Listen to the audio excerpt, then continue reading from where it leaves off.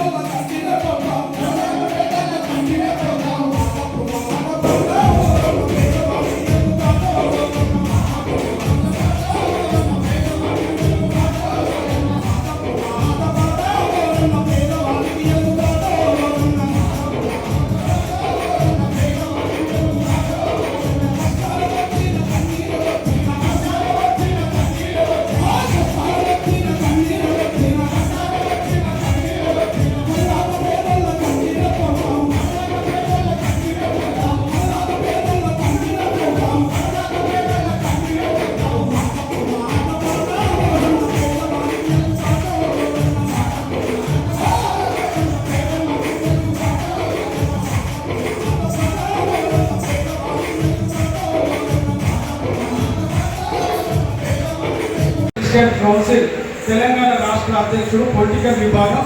నేను గతంలో ward member నుంచి ఎంపీ స్థాయి వరకు కూడా పోటీ చేసినటువంటి వ్యక్తి. కాబట్టి మన క్రైస్తవులు కూడా రాజకీయంగా ఎదగాలి, మన హక్కుల కోసం మనం కాపాడుకోవాలి. మన మీద దాడి చేసినటువంటి మతోన్మాదుల గురించి మాట్లాడే మన తరపున ఒక నాయకుడు కూడా లేడు.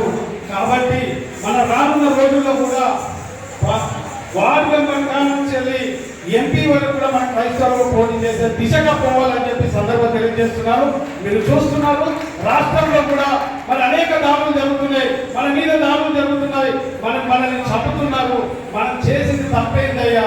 మన దేవుడిని మనం ప్రకటించుకోవడం తప్ప, మన సువార్త మనం చేసుకోవడం తప్ప. ఈ రకంగా మన మీద దాడులు చేస్తే మాట్లాడడానికి ఒక ఎమ్మెల్యే లేడు, ఒక మంత్రి లేడు, ఒక వార్డు మెంబర్ కూడా లేదు. కాబట్టి మనం రాజకీయంలో కూడా ముందుకు పోవాలి. మా అన్నగారి ఆధ్వర్యంలో మరి ఎన్సీసీ ఆధ్వర్యంలో పొలిటికల్ విభాగం కూడా ఒక నెక్స్ట్ రాబోయే దినంలో కూడా ఒక రాజకీయ విభాగం కూడా మీటింగ్ జరగబోతున్నది. అందులో కూడా మీరు అందరూ కూడా పాల్గొనాలి. మరి ముఖ్యంగా ఈరోజు తెలంగాణ క్రైస్తవుల కళాకారుల ఐక్య వేదికకి మరి విచ్చేసినటువంటి ప్రతి ఒక్కరికి, అలాగే మా సునీలన్న గారు, మా ఎన్సీసీ రాష్ట్ర అధ్యక్షులు కూడా కళాకారుల వేదిక, అలాగే మా పక్క ఏరియా గారు, మా అన్నగారు సంజయ్ అన్న ఆనంద్ సంజయ్ గారి ఆధ్వర్యంలో ఎన్సీసీ కూడా తెలంగాణ రాష్ట్రంలో కాదు భారతదేశంలో కూడా ఏ క్రైస్తవుడికి, ఏ పాస్టర్కి, ఏ ఆపద వచ్చినా కానీ మా ఎన్సీసీ ఉంటుంది.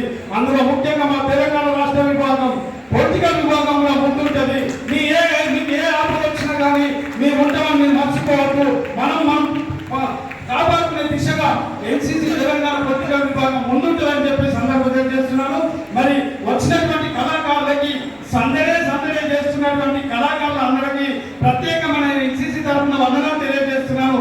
అన్న, నేను వార్డు మెంబర్ నుంచి తెలంగాణ ఉద్యమంలో దళితుల ఎంఆర్పీఎస్ ఉద్యమంలో పాల్గొనేటువంటి వ్యక్తిని, అనేక దళితుల వాళ్ళు గంధీ అవార్డు ఉద్యమకాల అవార్డు తీసుకున్న వ్యక్తిని, రాజకీయంలో పాటు 40 సంవత్సరాలు తిరుగుతున్నా. కాబట్టి నేను ఎక్కడ చూసినా రాజకీయ వేదికలే చూశాను, రాజకీయ కళాకారులనే చూశాను. కానీ దేవుడి కోసం, మన సృష్టికర్త అయిన యేసయ్య కోసం ఇంతమంది కళాకారులు ఉన్నారని చెప్పేసి ఈ సందర్భంగా గొప్ప విషయం. ఇది కేవలం ఇక్కడే కాదు, హైదరాబాద్ నడిపోతున్న పెద్ద ఎత్తున జరగాలి.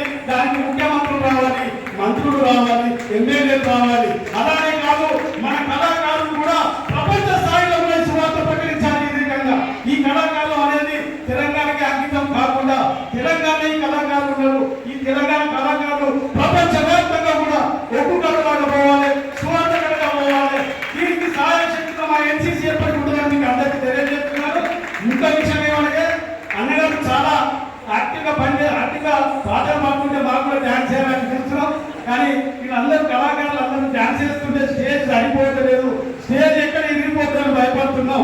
నెక్స్ట్ టైం కూడా పెద్ద ఎత్తున ఏదైతే మరి పెద్ద ఎత్తున ఉన్నటువంటి స్టేజ్ను ఒక 100 మంది ఉండే స్టేజ్ను తీసుకొని ఈ కళాకారుల మరొకసారి కూడా మా ఎన్సీసీ ఆధ్వర్యంలో చేస్తామని చెప్పి